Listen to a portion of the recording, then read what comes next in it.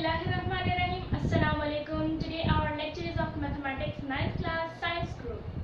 Unit number 1 matrices and determinants. हम start करते हैं अपना चैप्टर मैथमेटिक्स का 9th क्लास का. पहले हम देखते हैं मैथमेटिक्स होता क्या है. वर्ड मैथमेटिक्स में 2 वर्ड्स हैं. एक मैथ है और दूसरा ICS है. मैथमेटिक्स का मतलब होता है हिसाब, किसी भी चीज को काउंट करना. अकाउंटिंग्स की एक टर्म है. और ICS का मतलब होता है फैक्ट्स, नॉलेज, इल्म, किसी भी चीज का इल्म. तो ऐसा इल्म, ऐसा नॉलेज जो कि काउंटिंग से रिलेटेड हो, हिसाब से रिलेटेड हो, वो हमारे पास मैथमेटिक्स कहलाता है. मैथमेटिक्स में हमारे पास टर्म है मैट्रिसेस. अब हमने ये देखना मैट्रिसेस क्या होता है. मैट्रिसेस बहुत ही कॉमन सी टर्म थी जो कि फिजिक्स में, केमिस्ट्री में, कंप्यूटर में इसका बहुत ज़्यादा, स्टैटिस्टिक्स में बहुत ज़्यादा इस्तेमाल होती थी. और इसको इंट्रोड्यूस करने वाला जो शख्स था वो इंग्लिश मैथमेटिशियन था 1858 में. उसका नाम था आर्थर कैले. उसने सबसे पहले मैट्रिसेस को इंट्रोड्यूस किया और इसको मैथमेटिक्स की एक टर्म करार दिया. और आज मैट्रिसेस का इतना ज़्यादा स्कोप है जो कि कंप्यूटर में बहुत ज़्यादा इस्तेमाल होता है, कंप्यूटर साइंसेस में, स्टैटिस्टिक्स में बहुत ज़्यादा इस्तेमाल होता है. इसके अलावा फिजिक्स में इसका बहुत ज़्यादा रोल है. तो अब हम चलते हैं अपने चैप्टर की तरफ. सबसे पहले हम लोग मैट्रिसेस की टाइप्स पढ़ लेते हैं. उसमें मैट्रिसेस में कौन कौन सी चीज़ें जो हमें पता होनी चाहिए. तो हम इसकी कुछ इंपॉर्टेंट डेफिनेशंस पढ़ लेते हैं जो आपके पेपर के लिए बहुत ज़रूरी हैं. हमारे पास है मैट्रिक्स. मैट्रिक्स एक ऐसी टर्म है मैथ्स की जिसमें हम लोग मैथ्स के जितने भी एंट्रीज हैं, डिजिट्स हैं, उनको लेते हैं. हमारे पास जितनी भी नेचुरल नंबर्स होते हैं, जितने भी, वो सारे के सारे इस ग्रुप में लिखे जाते हैं. हम मैट्रिक्स को 2 स्क्वायर ब्रैकेट से रिप्रेजेंट करते हैं और इसके बीच में लिखे जाने वाले जितने भी नंबर्स होते हैं वो हमारे पास रियल नंबर्स होते हैं. उसमें हमारे पास 0 हो, 2 हो, 3 हो, -6 हो, 9 हो, 5 हो या एनी नंबर हो कोई भी, तो वो हम लोग अगर ब्रैकेट के अंदर लिख दें कुछ इस तरह से तो ये हमारे पास मैट्रिक्स कहलाएगा. मैट्रिक्स की बहुत सारी टाइप्स होती हैं, स्क्वायर भी होती है, रेक्टेंगल भी होती है, इसके और भी बहुत सारी टाइप्स होती हैं. अब नेक्स्ट हम लोग पढ़ लेते हैं रो मैट्रिक्स के बारे में. रो मैट्रिक्स हम देखते हैं. मैट्रिक्स का तो हमें पता चल गया. अब रो मैट्रिक्स क्या होता है हमने वो देखना है. ऐसा मैट्रिक्स जिसमें ओनली 1 रो हो वो हमारे पास रो मैट्रिक्स कहलाएगा. अब हम देखते हैं रो क्या होता है. रो को हमेशा हॉरिजॉन्टल फॉर्म में रिप्रेजेंट किया जाता है, यानी स्ट्रेट लाइन जो कि बिल्कुल लेटी हुई हो वो हमारे पास रो कंसीडर की जाती है. और ऐसा मैट्रिक्स जिसमें ओनली 1 रो हो वो हमारे पास रो मैट्रिक्स कहलाता है. फॉर एग्जांपल एक हमारे पास मैट्रिक्स है A. उसकी हमारे पास वैल्यूज दी गई हैं 1, 2 एंड 3. इसमें हम लोग देख लेते हैं हमारे पास कितनी रोज हैं. ये हमारे पास इस एरे में, इस फॉर्म में हमारे पास 3 एंट्रीज दी गई हैं. इसमें जितने भी डिजिट्स होंगे 1, 2, 3, जितने भी डिजिट्स दिए गए हैं मैट्रिक्स की फॉर्म में, इसे हम लोग एंट्रीज बोलते हैं. तो इसमें जितनी भी एंट्रीज दी गई हैं वो एक रो में दी गई हैं, इसलिए ये हमारे पास रो मैट्रिक्स है. अब हम नेक्स्ट बात करते हैं कॉलम मैट्रिक्स की. कॉलम मैट्रिक्स क्या होता है. कॉलम मैट्रिक्स, कॉलम मैट्रिक्स में कॉलम देख लेते हैं क्या होता है. हर एंट्री को, हर वैल्यू को अगर हम लोग स्ट्रेट लाइन में यानी वर्टिकल लाइन में शो करें, रिप्रेजेंट करें, ऐसा मैट्रिक्स हमारा कॉलम मैट्रिक्स कहलाता है। फॉर एग्जाम्पल एक हमारे पास मैट्रिक्स है बी, वो इक्वल है 1 2 एंड 3 के। तो इसमें हमें पता चला कि जो एक हमारे पास कॉलम है उसमें एंट्रीज जितनी है वो सारी की सारी ओनली 1 कॉलम में है। दैट्स व्हाई ये हमारे पास मैट्रिक्स कॉलम मैट्रिक्स कहलाएगा। इसी तरह से हम लोग नेक्स्ट पढ़ लेते हैं ऑर्डर ऑफ अ मैट्रिक्स।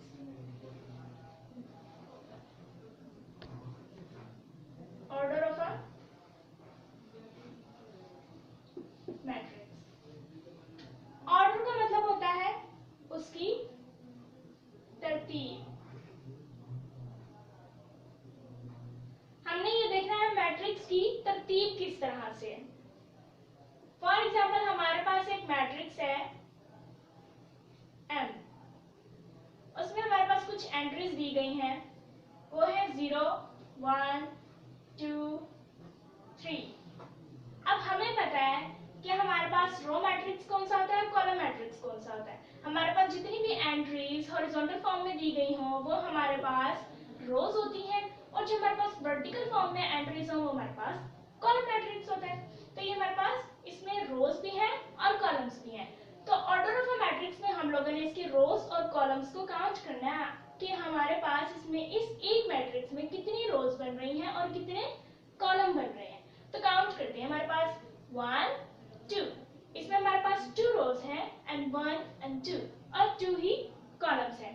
तो हमारे पास जो वैल्यू ऑफ रोज है वो पहले काउंट की जाती है और वैल्यूज ऑफ कॉलम वो बाद में काउंट की जाती है, और इसके ऑर्डर को इस तरह से लिखा जाता है। फॉर एग्जांपल रोज हमारे पास m है और कॉलम हमारे पास n है, तो इसका ऑर्डर हम लिखेंगे m by n, और इसके हमारे पास 2 रोज हैं एंड 2 कॉलम्स हैं, तो इसको हम लोग ऑर्डर लिखेंगे 2 by 2। सिंपली अगर हम लोग इसकी एग्जांपल लेते हैं, फॉर एग्जांपल ये हमारे पास एक मैट्रिक्स दिया गया है, ये हमारे पास मैट्रिक्स है C। इसमें हम लोग काउंट कर लेते हैं हमारे पास कितनी रोज है और कितने कॉलम्स हैं। पहले हम लोगों ने रोज काउंट करनी है, उसके बाद हमने कॉलम्स काउंट करनी है। रोज है हमारे पास 1 2, इसमें हमारे पास 2 रोज है। अब कॉलम काउंट कर लेते हैं 1 2 3, ये हमारे पास 2 रोज हो गई और 3 कॉलम हो गए। तो इसका ऑर्डर हम किस तरह से लिखेंगे, इसका ऑर्डर आ जाएगा हमारे पास 2 by 3। तो ये है हमारे पास C मैट्रिक्स का ऑर्डर। और हम एग्जांपल ले लेते हैं, हमारे पास एक मैट्रिक्स है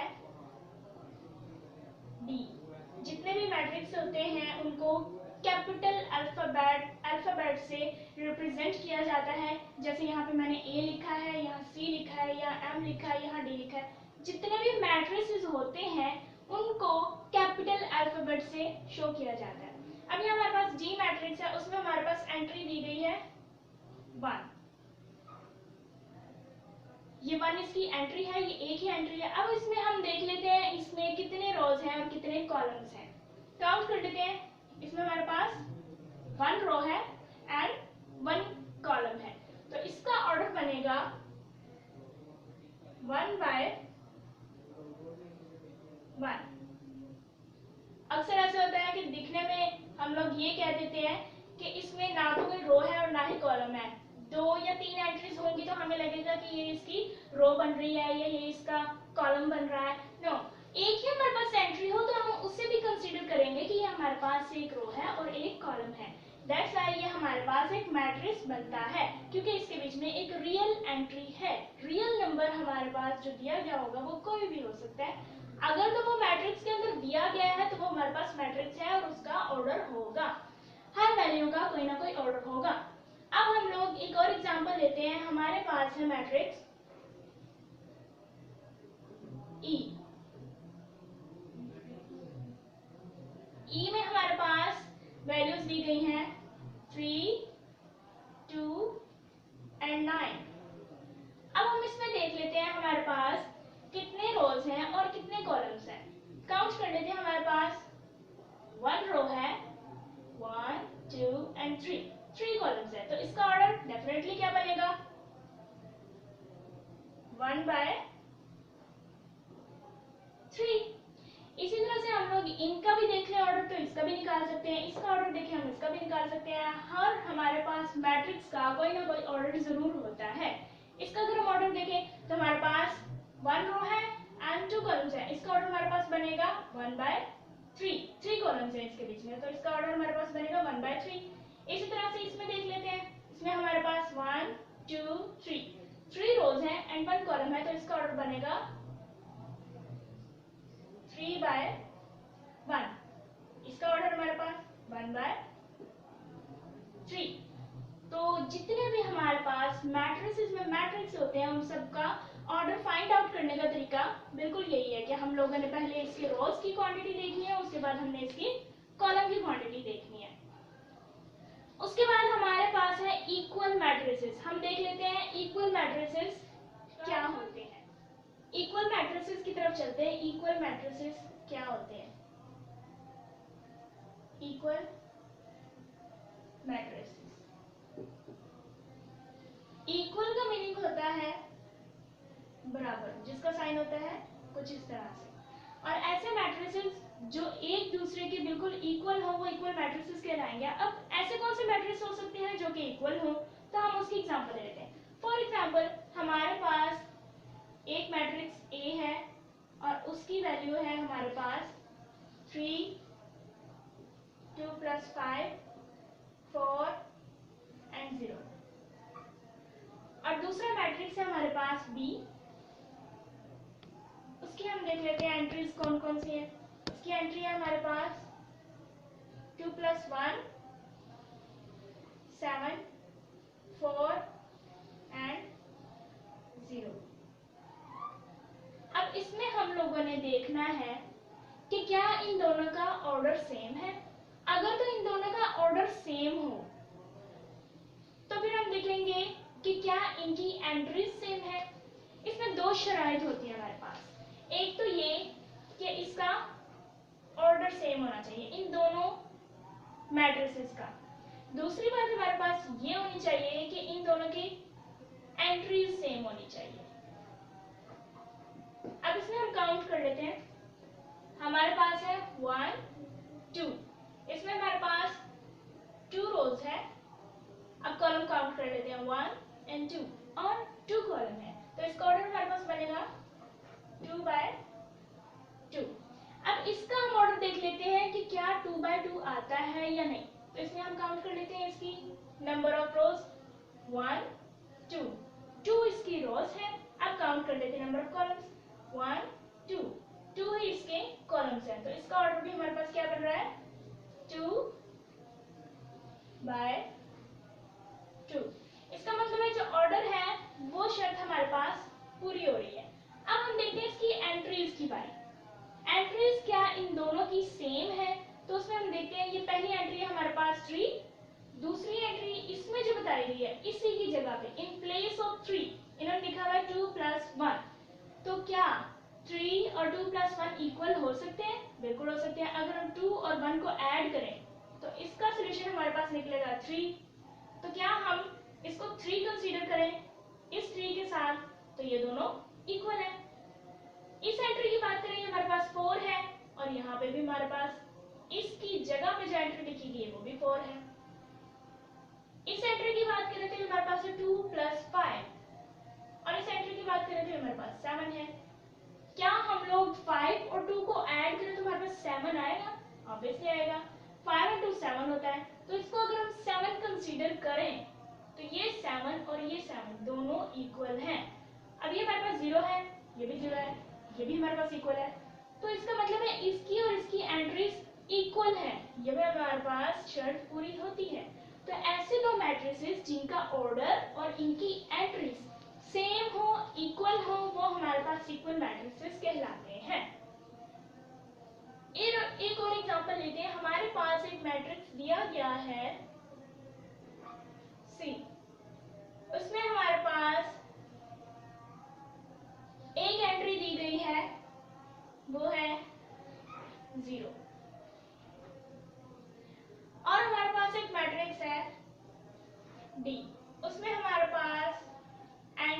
गई है 1 मल्टीप्लाइड बाय 0।